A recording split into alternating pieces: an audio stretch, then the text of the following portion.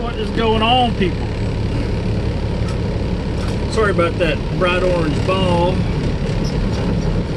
Maybe blinded some of you. We just got loaded. I mean, I waited to get a trailer washout, and that was my mistake. Because when I went over there, I got over there about 2 hours before my appointment time. And at the Blue Beacon. And the line was all the way out to the street.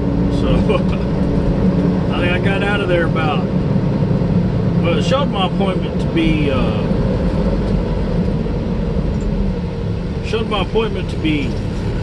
at 4 o'clock, but we get out of there about 3:30, 3:40, something like that.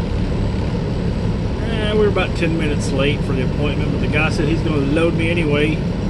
He said they shut down at 4, so shame on the broker, didn't put enough info on the rate con. I mean, they had 4 o'clock in there. I thought 4 o'clock was my appointment, but that facility, Roxanne, if you're ever down here in Pasadena, it's a water facility. It's a small one. It's just a storage place, and yeah, they shut down at 4 o'clock. They don't. If it says 4, that's when they shut down. So be there before then. I guess it's first come, first serve, you know. But if I knew that, I would have been there, you know, early morning or later morning to get loaded. But nevertheless, we got loaded, and now we're trying to work our way back up to the I-10. We're on this side street, and the traffic is pretty heavy. I think it's taken us 20 minutes to go through 2 stoplights, but it's lightened up a little bit now because a bunch of people turned back there. We need to get on the 225, head to the 610, jump up to the 210, and then get down the road, try to get through Houston, because we have yet to start our venture through Houston today. So that's what we're going to try to do. Now we're going to head up here to the Beltway and run that service road down there to the whatever road we need to turn on. And we will try to get down the road a little bit. I'm going to try to get to Schulenburg because I got a friend over there that drives a truck. They're waiting on me for dinner, so we'll get down the road and try to get that done.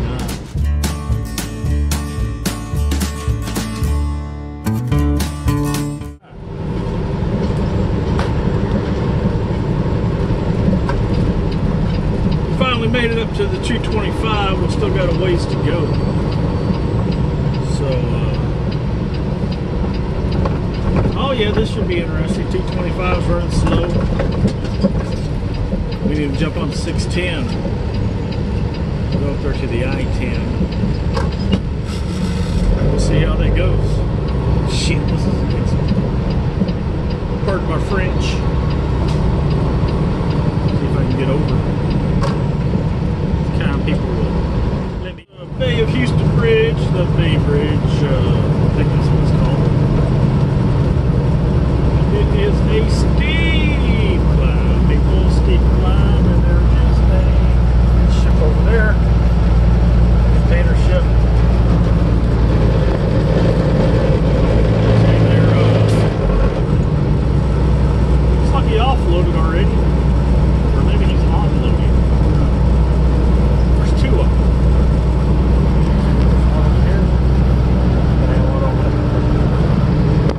There's Mr. Grant showing us the passengers. Pecos here at Double Z. I'm gonna check out this forklift unloading the truck. I want to get a picture of this forklift. I'd never seen those tires. No. They have holes in them? Yeah. Are they inflated or what? No, they're solid. That's pretty cool, man. That's that new military style. There's our load. We get this load of water off here at Double Z. We just had to pull in and back up pretty easy. They got a pallet jack in there. This is one of those smaller ones. If it was bigger, they could reach almost all the way back in there. But yeah, it's the new tire design there. Solid tires. Pretty cool. Getting it right there.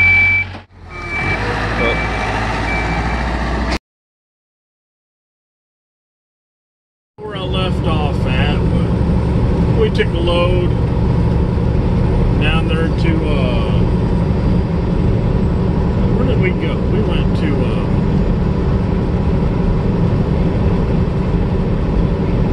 Fort Worth. You know, we went to the Albertsons. Tom Thumb there in Fort Worth. We delivered that this morning.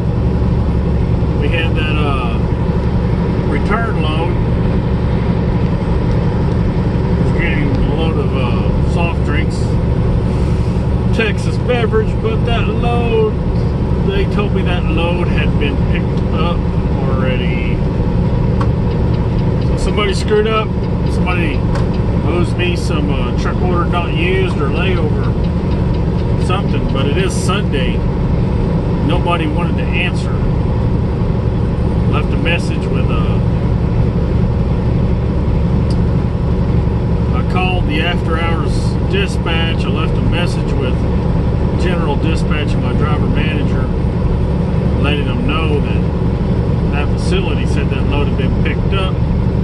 I asked them, well, do they have any more loads that we're supposed to get? And he said, there's one to Corpus Christi. And I'm like, well, that's the opposite way of where I'm going. So, unfortunately, I sat there a couple hours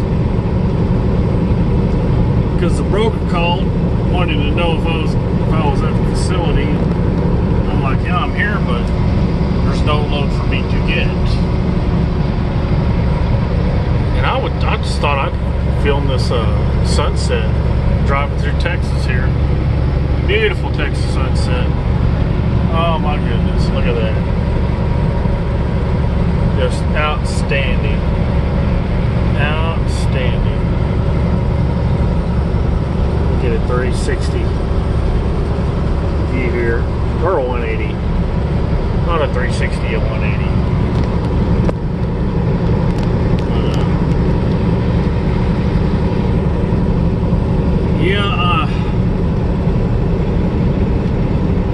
Someone got their wires crossed, and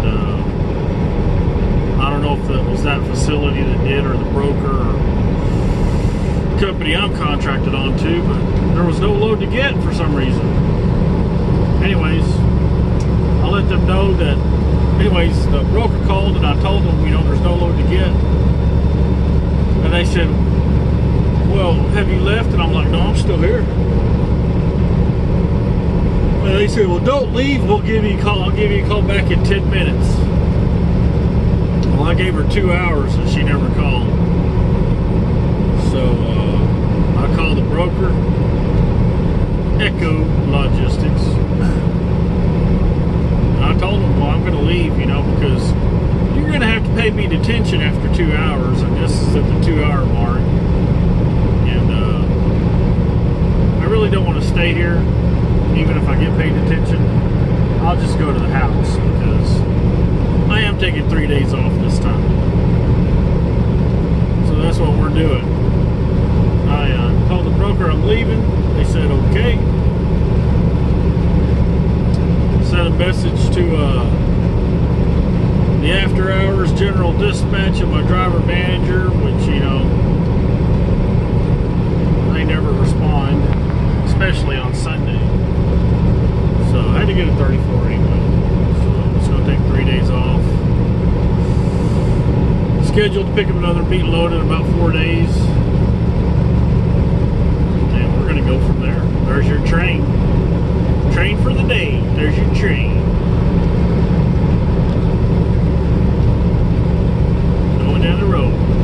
If you like trains, there's no caboose or there's no engine on the back of it. Huh, that's weird. Alright, we are going to get down the road. I just thought I'd show you that Texas sunset. It's pretty nice, isn't it? It's pretty sunset. We'll get down the road, people. We will talk to you. Alright, we're about to park it for the night. We're just rolling into Amarillo. You know, Amarillo's got a bunch of pretty big truck stops in the city, which is nice, you know, which is very nice. And, well, they built this new one right here, this Totem truck stop. There is one off 287 in the loop. And they built another one here off of I-40. And it's pretty good size. It's got a barbecue place in it.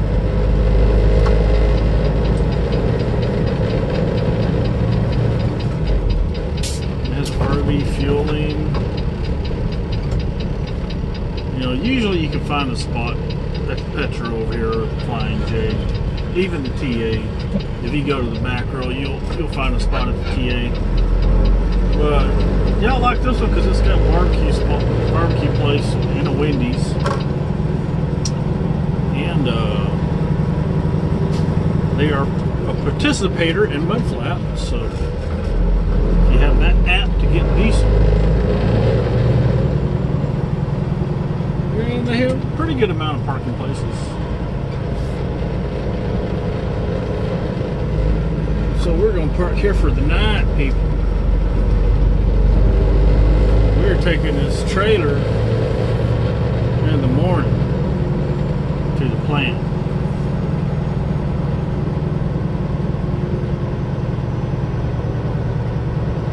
See how big parking is. There's a bunch of empty spaces, and it's 7:30, a little after 7:30 at night. There's a bunch of places to park. You might have seen it getting built if you've driven through. I don't know, they finished it a few months ago. That Hurricane truck, I swear that truck was there when I left. Peterbilt right in front of us, because I parked here for a day before I went and got this last load. And I swear that truck was sitting right there. Might have been, or it might have been another one, I don't know.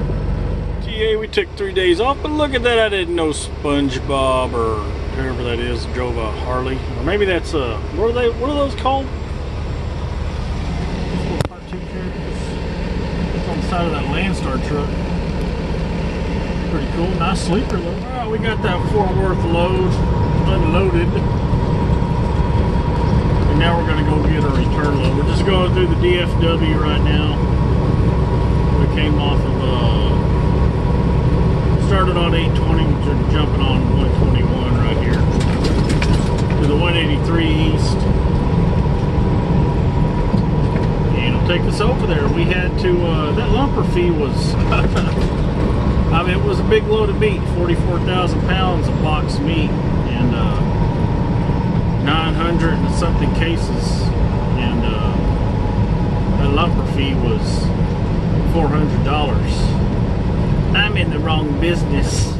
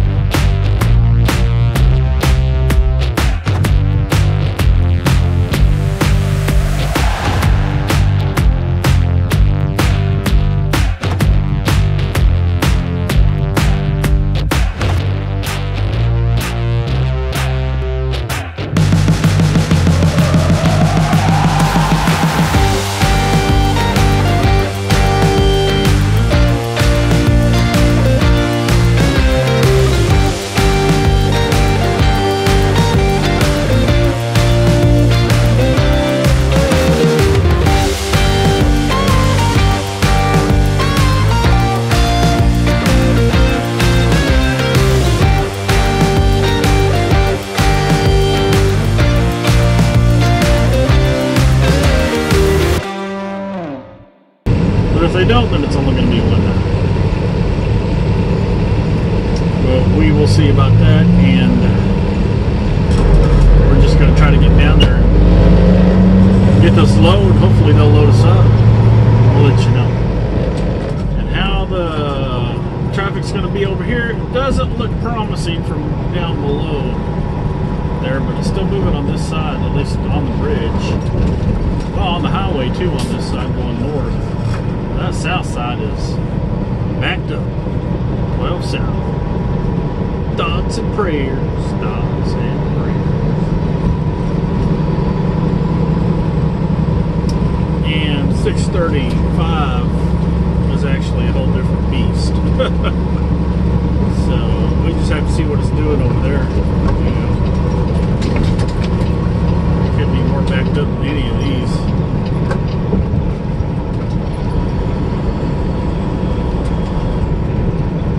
Alright, we'll get down the road a bit. I'm pretty sure I said 635 west, but that is incorrect. We need to go 635 east to get on the other side. That is the route we're taking.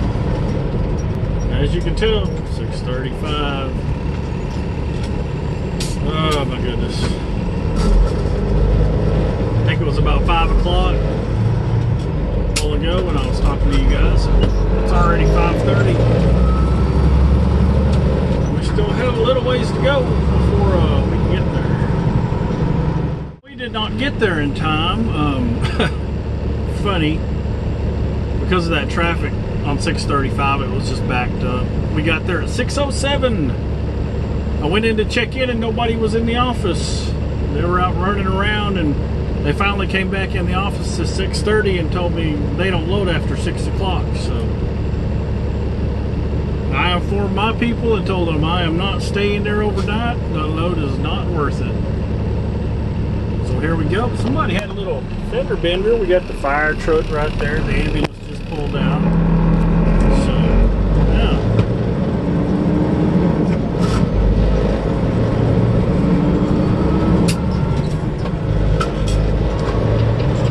Try to get across this intersection from the turning lane to the right-hand lane.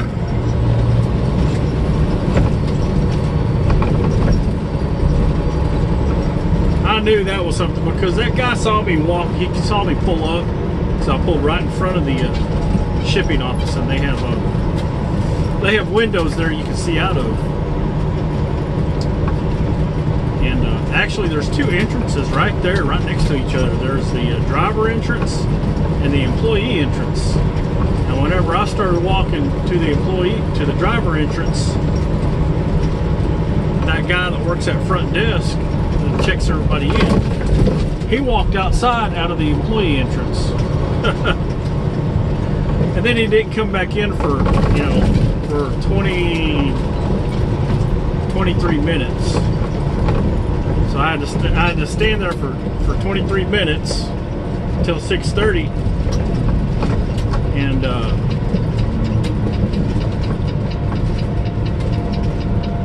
yeah, I had to stand there until 6:30, and he finally came back in and said, "Well, we don't load after 6 o'clock."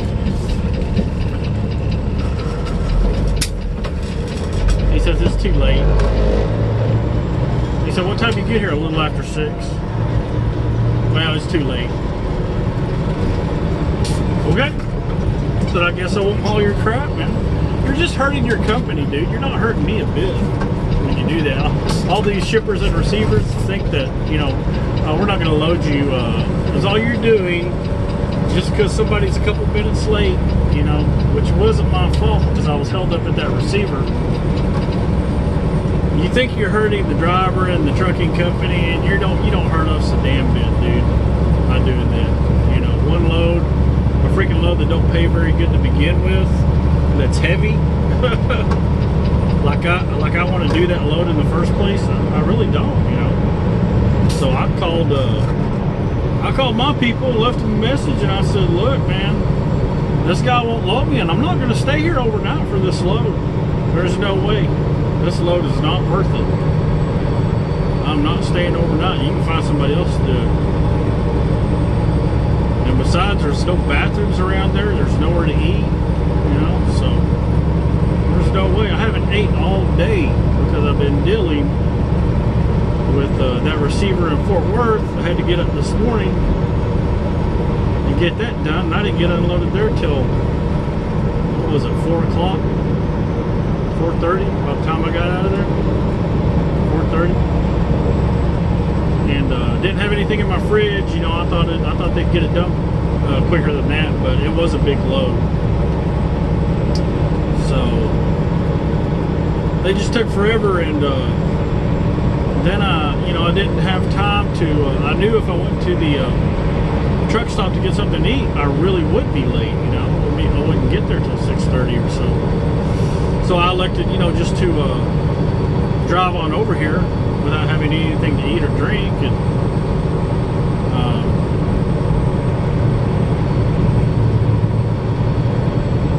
then the traffic, the 5 o'clock traffic held me up. I got unloaded at 4:30. I don't know. He doesn't want to work a little extra, to get a truck loaded. Buddy, you're not hurting me at all. You're not hurting Cargill. I mean, they're a multi-billion-dollar company. The only one you're hurting is your company while not making money shipping that product out. So, au revoir, good luck. Now, I thought about getting on 75 here, but I think it'd be quicker if I go down to 35 because I am deadheading back. I'm not going to stay around here. I'm not going to stay the night for another cheap return load. No. Just rather deadhead back. Start my 3 days off commode. So I'll wait till tomorrow, it'll only be 2 days off. But I'd rather it be 3 days off. So that's what we're gonna do. We're gonna jump on the 35E north up here somewhere. And then go hit that 183, I think it's a 183 or 184, something like that. Anyways, there's a cutoff that goes to 287 from north of Dallas. And we are going to try to get that done. It's a beautiful night, 57 degrees.